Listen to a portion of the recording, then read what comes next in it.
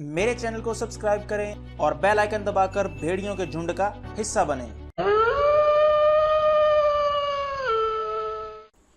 पिछली वीडियो में हमने देखा कि कैटवुमन को बचाकर बैटगर्ल ले आती है और एक दफा फिर बैटमैन सुपरमैन के हाथ से बचकर निकल जाता है और इसके बाद Batman golden glider, heat wave, mirror master और वेदर विज़र्ड की मदद से सुपरमैन के 3 बड़े अड्डों पर अटैक करवाता है, जिसे रोकने के लिए नकली सुपरमैन आता है और वो सबको जलाकर राख कर देता है और इसके बाद वो ट्रिकस्टर को अपने साथ ले जाता है।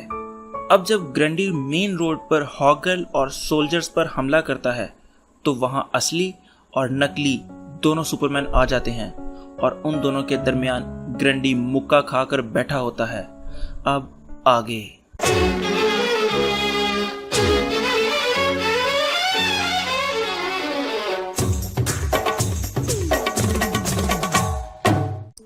नकली वाला सुपरमैन असली वाले को फेक सुपरमैन कहता है, तो वो कहता है कि नकली मैं नहीं, नकली तुम हो।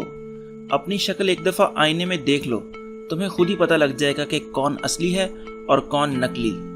और फिर पूछता है कि तुम आए कहां से हो? क्या किसी दूसरी डायमेंशन से आए हो या किसी ने तुम्हें एक्सपेरिमेंट करके ऐसा बनाया है? तो नकली वाला जवाब देता है कि आओ, मुझसे बेवकूफों वाले सवाल पूछना बंद करो और बाहर में जाओ, और उस पर हीट विजन से हमला करता है। तो सुपरमैन अटैक से बचकर कहता है कि तुम लड़ना चाहते हो, चलो यही सही। पहले वो उसके मुंह पर मुक्का मारता है और फिर उसके पेट में मारकर उड़ाकर फेंक देता है।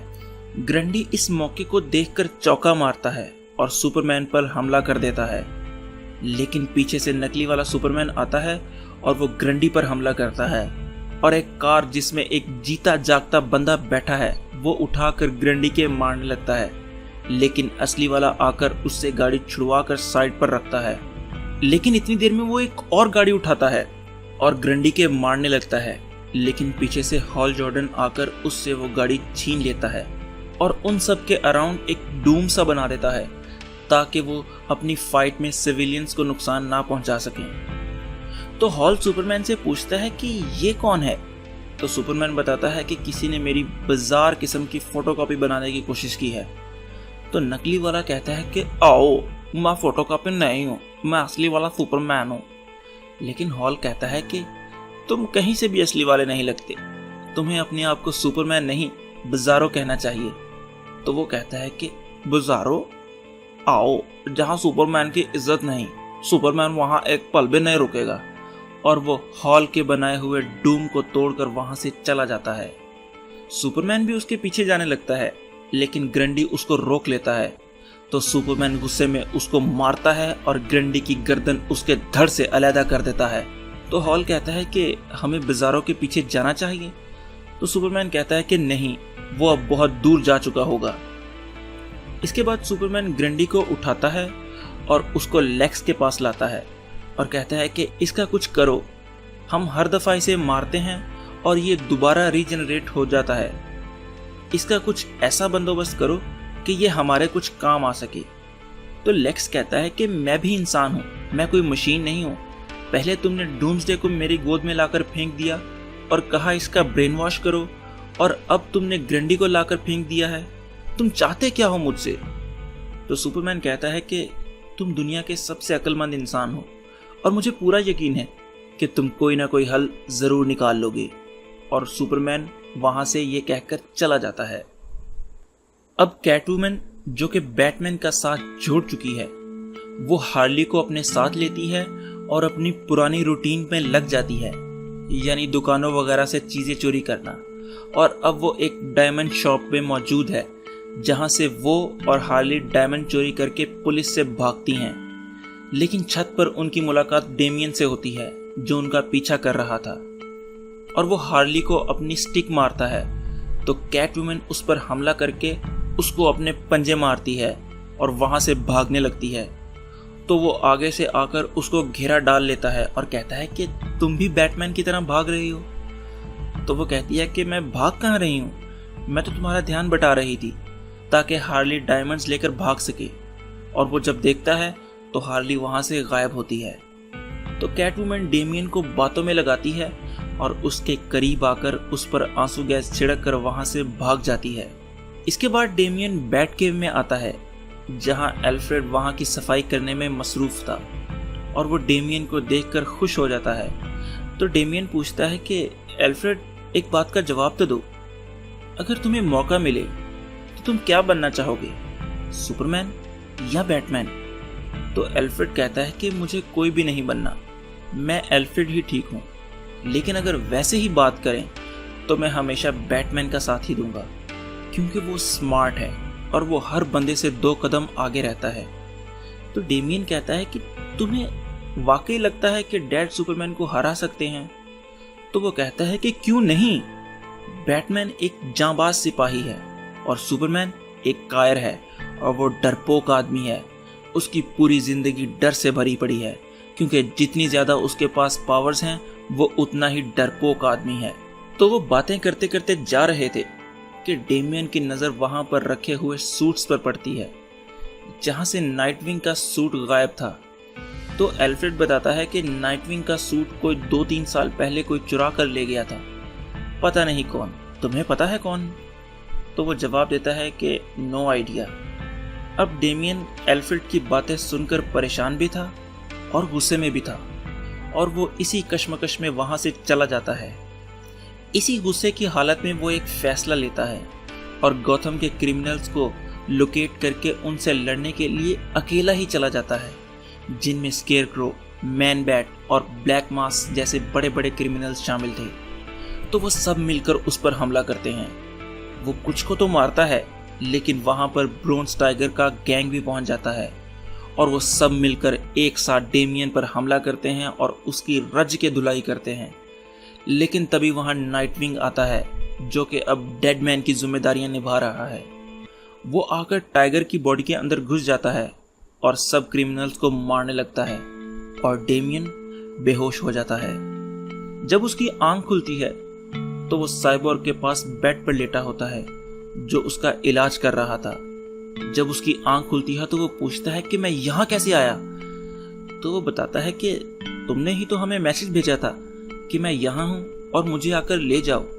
जब हम वहां पहुंचे तो तुम बेहोश थे और तुमने बेहोश होने से पहले सब क्रिमिनल्स को मार मार कर उन्हें एक रस्सी से बांधा हुआ था। तो डेमियन कहता है कि ऐसा कैसे हो सकता है? आखिरी बात जो मुझे याद है वो ये है कि मैं मार खा रहा था और ब्रोंज टाइगर ने अचानक सबको मारना शुरू कर दिया। तो साइबोर्ग कहता है कि लेकिन टाइगर तो खुद बंधा हुआ था, वो कैसे किसी को मार सकता है? चलो खैर छोड़ो ये सब, तुम आराम करो, क्योंकि तुमने जो आज किया है वो बहुत जबरदस्त है। क्योंकि इतने ज्यादा क्रिमिनल्स एक दिन में, वो भी अकेले पकड़ना, कोई आसान काम नहीं। अब तुम आराम करो। और हाँ, तुम्हारे लिए एक गिफ्ट आया है तुम्हारे बर्थडे पर। जब वो गिफ्ट खोलता है तो उसे पता लगता है कि ये गिफ्ट नाइटविंग की तरफ से है, जिसमें नाइटविंग का सूट था और एक पेपर भी मौजूद था जिसमें लिखा था कि देख क्या रहे हो, जल्दी से पहन लो इस सूट को, और हाँ, सालगिरह मुबारक। तो डेमियन वो सूट निकालता है और वो पहन लेता है और वो बिल्कुल नाइटविंग लग रहा था। अब अगर आपको नहीं पता तो मैं थोड़ी सी आपको एक्स्ट्रा इन्फॉर्मेशन देता हूँ। जिस तरह पोकेमोन में एक छोटा पोकेमोन बड़े पोकेमोन में ट्रांसफर हो जाता है, इसी तरह बैटमैन के जो साथी हैं, यानी कि जो उसके साथ लड़के हैं, वो पहले रॉबिन बनते हैं और फिर नाइटविंग या उनमें से एक रेड हुड बना था और एंड पर बैटमैन बन जाते हैं। तो पीछे से सुपरमैन आता है और कहता है कि अच्छे लग रहे हो इस सूट में, मैं आज काफ़ी खुश हूँ क्योंकि तुमने आज बहुत बड़ा कारनामा करके दिखाया है। तो बातों बातों में डेमियन पूछता है कि सुपरमैन, तुम किस चीज़ से डरते हो? तो सुपरमैन पूछता है कि तुम क्यों ऐसा सवाल पूछ रहे हो? तो वो बताता है कि आज मैं बैट केव गया था, वहाँ एल्फ्रेड ने कहा कि तुम एक डरपोक हो और बुज़दिल आदमी हो और बैटमैन तुमसे 1000 गुना बेहतर है और वो आखिरकार तुम्हें हरा कर ही छोड़ेगा। तो सुपरमैन डेमियन को कहता है कि अब मैं भला इस पर क्या कहूँ, एल्फ्रेड की अपनी मर्जी है, वो जो मर्जी कहे। और कहता है कि खैर छोड़ो, लेकिन तुम पर यह सूट काफ़ी जच रहा है और अब तो हम तुम्हें नाइटविंग कहना शुरू कर देंगे। और सुपरमैन वहाँ से चला जाता है, लेकिन जाते हुए वो गुस्से में है क्योंकि जो एल्फ्रेड ने उसके बारे में कहा वो उसे बिल्कुल भी पसंद नहीं आया और वो फिक्के आलू जैसा मुंह लेकर वहां से चला जाता है। इसके बाद हॉल ऑफ जस्टिस में साइबोर्ग सुपरमैन को क्रिमिनल्स की रिपोर्ट दे रहा है कि हम 52% क्रिमिनल्स को कैद कर चुके हैं और दिन ब दिन ये परसेंटेज बढ़ती जा रही है। और साइबोर्ग उसे मजीद बताता है कि गौथम में कुछ लोग इंटरनेट पर और गली गली में लोगों को जोकर के नाम पर उकसा रहे हैं और हमारे खिलाफ करने की कोशिश कर रहे हैं। तो सुपरमैन जोकर का नाम सुनकर गुस्से में आ जाता है और टीवी पर आकर सब लोगों के किसी एक जगह पर इकट्ठे होने पर पाबंदी लगा देता है और रिजीम यानी सुपरमैन की जो पार्टी है उसके खिलाफ जो भी बोलेगा उसे सजा दी जाएगी। लेकिन लोग अभी भी बाज नहीं आते और एक जगह इकट्ठे होकर जोकर के नाम पर लोगों को उकसा रहे होते हैं। पर तभी वहां पर बैटवुमन और हार्ली आ जाती हैं और वो सब हार्ली को देखकर हैरान रह जाते हैं क्योंकि वो जोकर के बहुत करीब थी। तो वो उन्हें समझाने की कोशिश करती है कि तुम लोग सब मरना चाहते हो, सुपरमैन के सामने तुम 10 सेकंड भी नहीं टिक सकते। अब मेरी बात मानो, जोकर के नाम पर ये सब करना बंद कर दो। जोकर कोई अच्छा आदमी नहीं था और यकीन मानो मैं उसको तुम सबसे ज्यादा अच्छे तरीके से जानती थी और वो बिल्कुल भी अच्छा आदमी नहीं था। अब मेरी बात मानो, अब ये सब छोड़ दो और अपने अपने घरों को चले जाओ। और वो उन्हें समझाने के बाद वहां से चली जाती हैं। दूसरी तरफ साइबोर्ग सुपरमैन के पास आता है और उसे एक लोकेशन दिखाकर कहता है कि ये वो जगह है जहां पर बहुत से लोग जमा है तुम्हारे मना करने के बावजूद, और मुझे पूरा यकीन है कि वो जोकर के नाम पर ही इकट्ठे हुए हैं। तो साइबोर्ग पूछता है कि मैं किसी टीम को भेजूं वहां पर। तो सुपरमैन कहता है कि नहीं, मैं उनसे खुद निपटूंगा। और वो वहां से तेजी में चला जाता है और उस जगह पर छत फाड़ कर आता है जहां पर लोग जमा थे और सब लोगों को अपने अपने घर जाने का मशवरा देता है। लेकिन वो सब कहते हैं कि हम अमेरिका के शहरी हैं और हमें अपनी बात कहने का पूरा हक है और एक जगह जमा होने पर तुम या कोई हमें रोक नहीं सकते। और वो सब मिलकर जो कर जो कर जो कर के नारे लगाने लग जाते हैं। तो सुपरमैन गुस्से में अपने हीट विजन से सबको जलाकर राख कर देता है। और बाहर जाती हुई हार्ली और बैटवुमन बातें करती जा रही हैं कि तुम्हें क्या लगता है कि वो हमारी बात मानकर चले जाएंगे। कि तभी उन्हें पीछे उस बिल्डिंग में आग लगी हुई नजर आती है। तो वो वापस जाती हैं तो उन्हें वहां से सुपरमैन जाता हुआ नजर आता है।